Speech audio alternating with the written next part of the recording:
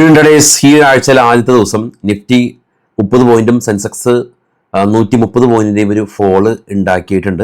നിഫ്റ്റിയിലെ പ്രധാന top gainers നോക്കുകയാണെങ്കിൽ JSW steel, Hindalco, Tata steel, HCL tech, doctor റെഡ്ഡിയാണ്.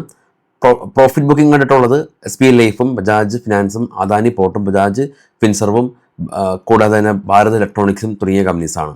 Nifty 24,200 immediate support, കൂടാതെ തന്നെ major support 24,000. All time high ആയിട്ടുള്ള 26,300 നിന്ന് വലിയ തോതിൽ താഴെയാണ് നിഫ്റ്റി ഉള്ളത്. സെയിം ടൈം മറ്റുള്ള ഗ്ലോബൽ മാർക്കറ്റൊക്കെ ഓൾ ടൈം ഹൈയിൽ ട്രേഡ് ചെയ്യുമ്പോൾ നമ്മൾ മാത്രമാണ് ഇത്ര നെഗറ്റീവായ രീതിയിൽ ട്രേഡിങ് തുടരുന്നത്. പ്രധാന കാരണം ക്രൂഡ് പ്രൈസ് ഹൈ ആയത് തന്നെയാണ്. ഗ്ലോബൽ മാർക്കറ്റ് കണ്ടുവരുമ്പോൾ ഗ്ലോബൽ മാർക്കറ്റിൽ കാണാം ഏറ്റവും ടോപ്പിൽ ഏറ്റവും താഴെ ഇപ്പോൾ ട്രേഡ് ചെയ്യുന്ന 2 യൂറോപ്യൻ മാർക്കറ്റും FTSE UK, ഡാക്സ് ജർമ്മൻ മാർക്കറ്റും പ്ലസ് ആണ്. ഇന്ത്യ വിക്സ് 2.7% സ്പൈക്ക് ചെയ്ത് 11.5 ആയിട്ടുണ്ട്. Japan market 0.74%, KOSPI Korean market 3%-നെയും ഇടിവ് രേഖപ്പെടുത്തി. ഡോ ഫ്യൂച്ചറും നാസ്ഡാക്ക് ഫ്യൂച്ചറും ഇപ്പോൾ ട്രേഡ് ചെയ്യുന്നത് നെഗറ്റീവ് തന്നെയാണ്. ബിറ്റ്കോയിൻ സ്പൈക്ക് ചെയ്ത് 78,000 ആയിട്ടുണ്ട്. ബ്രന്റ് ഓയിൽ 91 നിലകൊള്ളുന്നു. ഏറ്റവും ടോപ്പിൽ ഗോൾഡ് $56 ഉയർന്ന്, അഥവാ 1.2% ഉയർന്ന് $4,660 ആയിട്ടുണ്ട്. അപ്പോൾ ഈ ഒരു സമയത്ത് ബിറ്റ്കോയിൻ ശക്തമായിട്ട് മുന്നോട്ട് പോകുന്നുണ്ട്, ഗോൾഡും ശക്തമായിട്ട് മുന്നോട്ട് പോകുന്നുണ്ട്.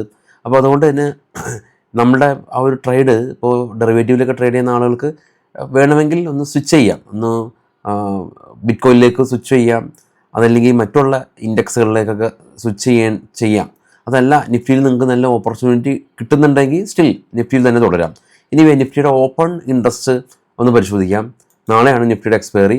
24,200 സ്പോട്ട്, 24,300 തന്നെ മേജർ റെസിസ്റ്റൻസ് സോണായിട്ട് കാണാം. ഗ്രീൻ ബാർ കാണാം, അത് കോൾ റൈറ്റ് ചെയ്താണ്. 24,000 മേജർ സപ്പോർട്ടായിട്ട് നിലകൊള്ളുന്നു. പക്ഷേ PCR 0.74 എന്ന നിലയിലാണ് ഇപ്പോൾ ട്രേഡിംഗ് തുടരുന്നത്. ഈ ഒരു ആഴ്ചയിൽ പ്രധാന ഈവൻറ്റുകൾ നമ്മൾ രാവിലെ പ്രീ മാർക്കറ്റിൽ ഡിസ്കസ് ചെയ്താണ്. വീണ്ടും നമുക്കൊന്ന് നോക്കാം. 25-ാം തീയതി US നിന്ന് കൺസ്യൂമർ കോൺഫിഡൻസ് ഡേറ്റയും, കൂടാതെ തന്നെ ഹോം സെയിൽ ഡേറ്റ വരുന്നുണ്ട്. 26-ാം തീയതി US നിന്ന് GDP data, inflation data, US durable goods orders data, NVIDIA result, കൂടാതെ തന്നെ ജാക്സൺ ഹോം സിംഫൺ അവിടുത്തെ സെൻട്രൽ ബാങ്ക് തലവന്മാരുടെ മീറ്റിംഗ്. ഇതാണ് ഈ ഒരു ആഴ്ച പ്രധാനമായിട്ടും US വിപണി അല്ലെങ്കിൽ ഗ്ലോബൽ മാർക്കറ്റെല്ലാം തന്നെ ഉറ്റുനോക്കുന്ന ഒരു കാര്യം. ഇന്ന് പെട്ടെന്ന് തന്നെ ഇന്ത്യ വിക്സ് സ്പൈക്ക് ചെയ്തത് കണ്ടല്ലോ. അതുപോലെ തന്നെ ലോവർ റേഞ്ചിൽ നിൽക്കുന്ന സമയത്ത് ഈ വിക്സ് ഒക്കെ സ്പൈക്ക് ചെയ്യുമ്പോൾ റൈറ്റേഴ്സൊക്കെ ഒന്ന് ശ്രദ്ധിക്കുക. ഇന്ന് കുറച്ച് സ്റ്റോക്കുകളിലെ വാർത്തകളിലേക്ക് പോകാം. ഇത് ബൈസൽ റെക്കമെൻഡേഷൻ അല്ല. വിശാൽ മെഗാ മാർട്ട് ഇന്ന് 10% സ്പൈക്ക് ചെയ്തു. CEO അടുത്ത 5 വർഷത്തേക്ക് തുടരാനായിട്ട് കമ്പനി തീരുമാനിച്ചു എന്നുള്ള ഒരു ന്യൂസാണ്. അതുപോലെ തന്നെ ഗോൾഡ് ഉയർന്നത് മുത്തൂറ്റ്, മണപ്പുറം തുടങ്ങിയ സ്റ്റോക്കിന് ഇന്ന് ഗുണം ചെയ്തിട്ടുണ്ട്. 2 സ്റ്റോക്കുകളും ഇന്ന് 2 കമ്പനീസും ഇന്ന് പോസിറ്റീവിൽ ക്ലോസ് ചെയ്തു.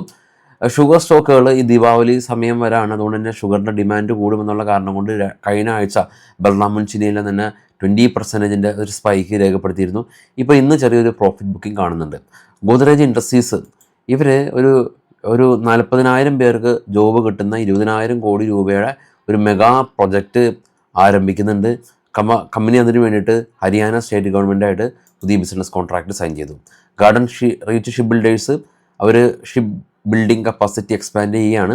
2,670 കോടി രൂപ കമ്പനി അതിനുവേണ്ടി ഇൻവെസ്റ്റ് ചെയ്യും. L&Tക്ക് 15,000 കോടി രൂപയുടെ ഓർഡർ ലഭിച്ചു.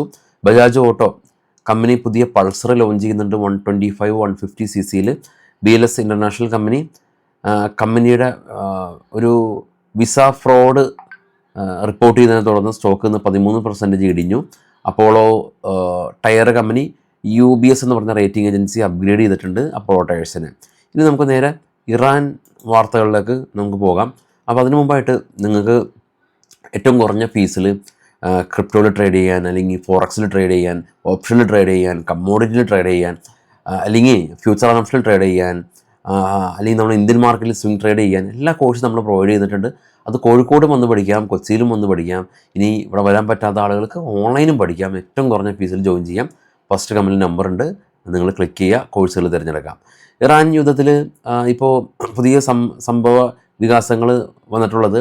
American treasury secretary Scott Bessent പറഞ്ഞിരിക്കുന്നത് ഇറാന് എതിരെ ചരിത്രത്തിലെ തന്നെ ഏറ്റവും വലിയ കടുത്ത ഉപരോധങ്ങൾ ഏർപ്പെടുത്തുമെന്ന് അദ്ദേഹം മുന്നറിയിപ്പ് നൽകിയിട്ടുണ്ട്.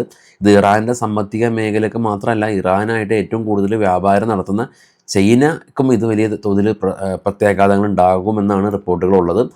ക്രൂഡ് പ്രൈസ് ഹൈ ആണ് നിൽക്കുന്നത്. ഇതിനിടെ പാകിസ്ഥാൻ ആർമി ചീഫ് തെഹ്റാൻ സന്ദർശിക്കും.